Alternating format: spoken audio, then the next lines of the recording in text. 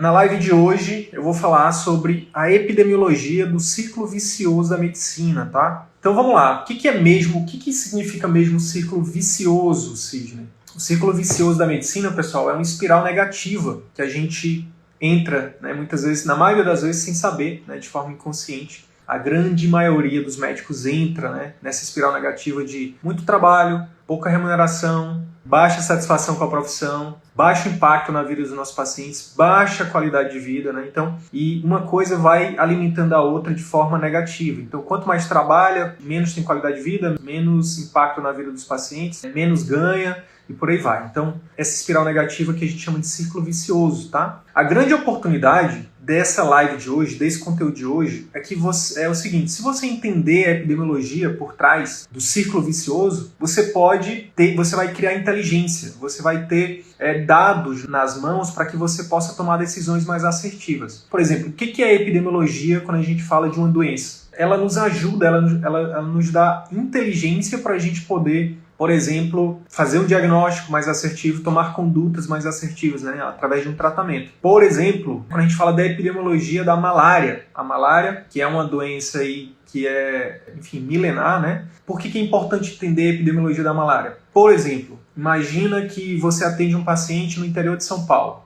com febre, né? Você está no interior de São Paulo. Dificilmente você vai pedir uma gota espessa desse paciente para pensar em malária. Agora, tudo isso muda se ele te disser, por exemplo, que ele é de Manaus, que ele está passeando na casa de uns parentes no interior de São Paulo. Opa, é de Manaus, né? Já pensei em vários diagnósticos aqui. Não é uma virose comum, não é uma gripe, não é dengue, não tem infecção bacteriana. E quando você vai lá e de novo explora um pouquinho mais a história e vê que ele é de Manaus, opa, isso acende aí uma luz para você pensar em malária. Então, isso é importante. Nesse momento que a gente está vivendo de pandemia, né, de coronavírus, Manaus está vindo a segunda onda de coronavírus, então todo paciente que você for atender, se você for atender fora de Manaus, se ele disser que é de Manaus, você vai obrigatoriamente, imediatamente, você vai pensar em coronavírus. Então a epidemiologia de determinado agravo, de determinada situação, ela nos auxilia no diagnóstico, tá? E no tratamento, obviamente. Então, hoje, a intenção é trazer alguns dados para vocês aqui, né, sobre o ciclo vicioso.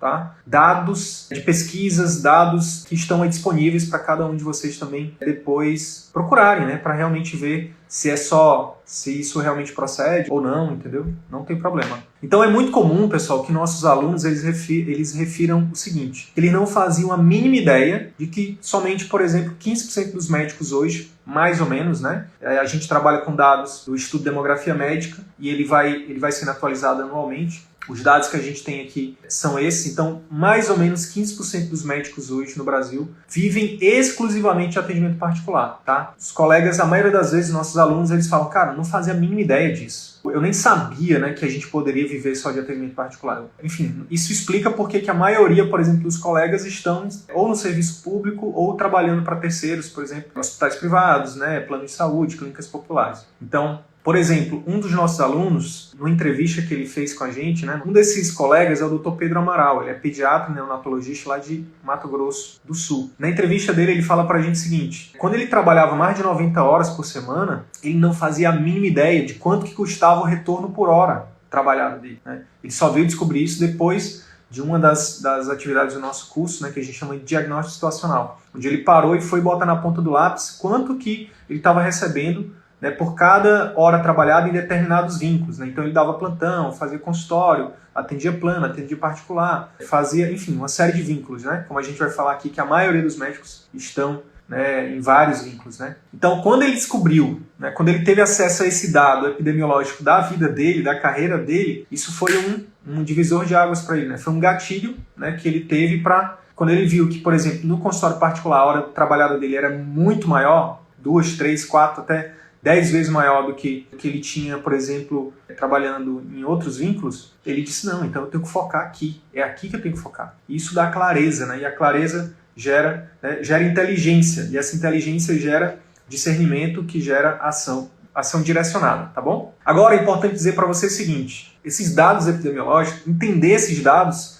é uma parte do processo, tá? É uma parte da jornada. Então, 1/3 dos médicos brasileiros trabalham mais de 60 horas por semana. tá? Sendo que 75% desses trabalham mais de 44 horas semanais, tá? Então, assim, isso não é nenhuma novidade para você, eu imagino, né? O que talvez não seja novidade para você é que isso é no círculo vicioso. Quando você trabalha, se você está no círculo vicioso, ou seja, se você está trabalhando muito e sua remuneração é baixa, acaba que isso, né, uma coisa desgasta a outra. Chega um momento que você está cada vez... a qualidade do seu atendimento cai. A qualidade da sua saúde começa... o seu corpo começa a reclamar. Uma série de colegas nossos, né, alunos, tem feito isso, né? Então, não só... é um dos grandes medos, né? Pô, se eu for para atendimento particular, eu vou perder a minha renda, eu vou diminuir minha renda. Não necessariamente, tá? Não necessariamente.